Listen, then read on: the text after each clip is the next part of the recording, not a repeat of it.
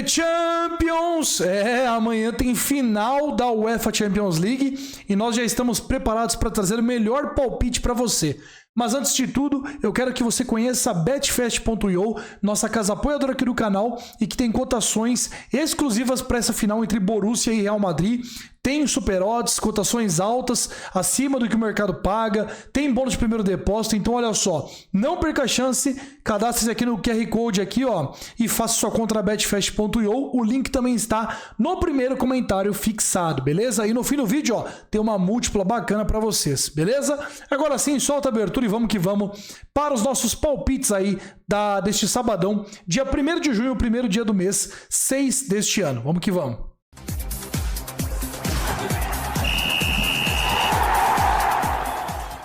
Bom, pessoal, começando aqui com Borussia Dortmund e Real Madrid, final aí que envolve duas equipes de muita camisa, claro que com uma distância enorme, o Real Madrid tem 14 títulos da Champions League, o Borussia chega muito atrás, acho que o Borussia tem um título ou nenhum, acho que tem um na verdade, né? Então são equipes muito diferentes assim em história. Agora, as cotações também já implicitam muito isso, né? 1,63 para o Real Madrid, 5,12 para o Borussia Dortmund, um jogo em campo neutro, já mostra como o Real Madrid é favorito nas cotações para essa partida. E o grande ponto aqui, eu até acho o Real favorito. Agora é complicado você bancar uma vitória do Real Madrid no tempo normal, porque justamente tem prorrogação. E às vezes os times ali, quando passam dos 70 minutos de jogo e estão empatados, até mesmo o favorito, ele dá uma tirada de pé, justamente para não correr risco de tomar um gol e não ter tempo para recuperar. Tá? Então ali com os 80, 75, às vezes é melhor diminuir um pouco o ritmo, ir para a prorrogação, e na prorrogação você tem 30 minutos para tentar atacar um pouco mais, se tomar o gol, você tem tempo para empatar. Então essa partida, você precisa ficar muito atento aí, porque às vezes você pega um moneyline do Real Madrid achando que você vai comemorar se ele for campeão também, mas aí ele empata, ganha nos pênaltis na prorrogação e você fica a ver navios, perdendo dinheiro e sem poder comemorar com os caras. Então vamos ter muito juízo aí ao olhar para esse mercado, tá? Não faço nada a favor do Borussia Dortmund, porque eu também acho o time muito atrás do Real Madrid em qualidade técnica. O time do Real tá jogando muita bola, tem muita história, tem um pacto com a Champions League que é muito forte, então é complicado você bancar alguma coisa no Borussia Dortmund. E os mercados especiais também estou achando todos muito bem ajustados. Então eu fiz uma bet aqui que eu acho muito interessante, né? Que é no mercado de menos de 3 gols asiático. O que significa que se sair 0, 1 ou 2 gols, nós ganhamos a nossa bet. 3 gols devolve, não perde nada. E acima de 4 ou mais, nós perdemos a nossa aposta. E por que eu penso no menos de 3 gols para essa partida? O Courtois volta para o gol do Real Madrid, então é um goleiro um pouco mais acima do nível do Lunin, que já é ótimo, mas o Courtois é excelente, né? O time do Real, eu acho que dificilmente ele vai se abrir tanto para o jogo desde o início, então nós temos um Real ali em cima, mas com muito cuidado para não tomar gol, né? Então com isso eu vejo uma partida muito ali de 1-0, 2-0 Real Madrid, né? E ainda com uma proteção de num 3-0, num 2-1, nós temos a devolução da nossa aposta. Então, todos os mercados que eu penso para essa partida do Real contra o Borussia, eu vejo realmente o Real com placares favoráveis para si, mas sem fazer aquela goleada gigantesca. E também não vejo o Borussia marcando muitos gols. Então aqui eu vejo menos de 3 gols asiático com uma aposta que passa muito pelos placares e pelo que eu penso da partida. Posso errar? Posso, mas eu acho que 4 gols numa final, que geralmente é um jogo mais fechado, mais truncado e tudo mais, eu acho muita coisa, tá? Então esse é meu palpite para a final da UEFA Champions League, menos de 3 gols asiáticos com cotação de 1,65 neste momento. E aí, passando para o Brasileirão, nós teremos Grêmio e Bragantino, duelo no Couto Pereira, e o mercado pesou bastante a favor aqui do Bragantino, né? As cotações abriram em odds 2 ali para o Grêmio, e o pessoal pesou tanto que agora o Bragantino já é favorito com odds 2,46 e o Grêmio tem odds 2,84. Agora, eu não concordo com todo esse favoritismo, tá? Se ainda fosse contra o Inter, tudo bem, né? Em outro estado, tudo mais. Mas o Grêmio está jogando na região sul, no estado do Paraná, é verdade, mas na região sul. É um time que voltou muito bem contra o The Strongest. E eu também não acho que a parada pro Grêmio influencia tanto assim a ponto de você jogar uma odds que tá quase no money line e virar ela pro dupla chance não, mas quase para um mais 0,25, né? Então eu não concordo com isso. Não acho o time do Bragantino tão preparado assim, e também não acho melhor que o do Grêmio. Acho os dois ali parelhos ali, né? E por isso eu não concordo com esse favoritismo do Bragantino. Agora eu também não consigo ter coragem para ir no Grêmio, né? Porque o time do Grêmio é um time que voltou agora a jogar, a gente realmente não sabe como esse time tá, e o Renato Gaúcho ele adora, né? Demorar para o time ficar pronto, maturar o time. Então, no caso do Grêmio ser do time do Renato Gaúcho, eu acho que pode sim ter aquele período de maturação, de poupar jogadores, que o Renato Gaúcho adora fazer isso. Ou seja, o que eu penso para essa partida aqui é que eu vou para o mercado de gols. São duas equipes que são do mesmo nível, que são geralmente mais ofensivas, ali, principalmente o time do Bragantino, que gosta de jogar para cima. O Grêmio jogando num campo neutro deve dar mais liberdade ofensiva para o Bragantino. E aqui eu vou então no mais de meio gol ao vivo a 1,70. Essa é minha aposta para a partida entre Grêmio e Bragantino. Vitória e Atlético de Goiás, duelo dos desesperados. O Vitória está em 18º com 1 ponto, o Atlético está em 19º com 1 ponto, ambos com menos 6 de saldo e precisam ganhar porque já estão a 4 pontos da primeira equipe fora da zona do rebaixamento. O Vitória não tem o Rodrigo Andrade, Matheus Gonçalves lesionados e o Camutanga que cumpre suspensão. Raul Cáceres e Everaldo também se recuperam de lesão no Vitória. No Atlético, o atacante Luiz Fernando está suspenso pelo STJD. E aí o ataque do Atlético vira potencialmente um ataque com Alejo Cruz e Wagner Love, o conhecido Wagner Love. São dois times fracos para o Brasileirão, dois times que na minha visão vão brigar para não cair até o fim da competição e muito provavelmente vão cair de divisão, né? Agora sim, é uma partida que se a gente olhar o contexto da partida, são duas equipes que precisam vencer. Então o que eu espero para essa partida?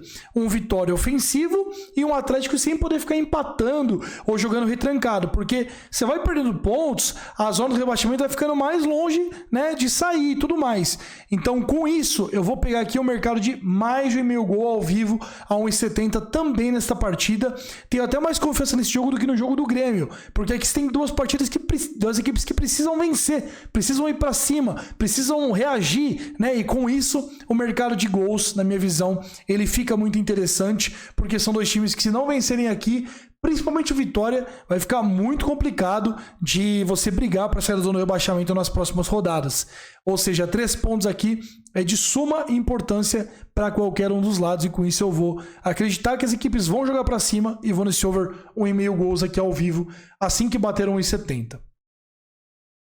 Fluminense e Juventude, duelo aqui que o Fluminense tende a tirar muita vantagem em relação à Juventude, porque o Juventude é a única equipe do Brasileirão, basicamente, que está desde 28 de abril sem jogar, né? A gente está falando de Grêmio, de Inter, mas eles jogaram pela Libertadores e Sul-Americana, eles jogaram pela Copa do Brasil, então os times estão mais ou menos em atividade. O Juventude completou mais de um mês aí no dia 28 passado, sem jogar bola, sem entrar em campo. E isso tudo deixa a equipe do Juventude, e aí eu acredito que há muita disparidade, muito atrás dos seus concorrentes no Brasileirão. E se você for olhar, por exemplo, o Fluminense, ele estava parado, mas ele jogou dia 13, dia 16, dia 22, dia 29. Então é diferente um time que vem jogando a cada 7 dias do que um time que vem jogando nada ao mês, né? Então aqui o Fluminense tem esse ponto. Tem o ponto de ser mais time, obviamente, né, mais técnico. Tem o Cano, tem o Gans, tem o Arias, tem o Diniz no comando, que por mais que esteja numa situação não muito boa no comando do Fluminense, ainda assim é o Diniz. Então é um time muito superior taticamente, tecnicamente, de momento, jogando em casa. Todos esses fatores vão de encontro com o Fluminense. E com isso, eu vou aqui de Fluminense ao vivo para vencer a partir de 1,60. Não vou esperar muito não, porque para mim o Flu ganha tranquilamente do Juventude. Se o Fluminense tomar o gol antes, eu vou no Fluminense ou empate também a 1,60. As duas bets ou uma ou outra, com limite de tempo até os 10 da segunda etapa, beleza? Cuiabá Internacional, duelo aqui que eu não vou fazer nada, porque o time do Cuiabá melhorou muito com a chegada do Petit, por mais que tenha sido eliminado na Copa Verde e na Copa do Brasil, perdeu nos pênaltis, né? Com o Petit, acho que ele estreou contra o Metropolitano, se eu não me engano. E ele conseguiu 4 vitórias e um empate. O time do Cuiabá mudou muito, e isso é muito interessante de nós notarmos. E aí tem a outra sequência que você não sabe se o Cuiabá tá nesse nível porque enfrentou adversários na maioria fracos ou se ele tá porque melhorou taticamente, né? E aí você tem que ver isso contra o Internacional. Então essa partida contra o Inter, que também vem num momento muito complicado de nós prevermos como é que esse time vai estar, né? Principalmente após a derrota do Inter para o Belgrano, e o Inter também não jogava desde o dia 28 de abril, jogou agora dia 28 de maio. São duas equipes muito instáveis no momento. E por isso eu prefiro não me envolver. Eu vou ficar de fora aqui de qualquer coisa nesse confronto.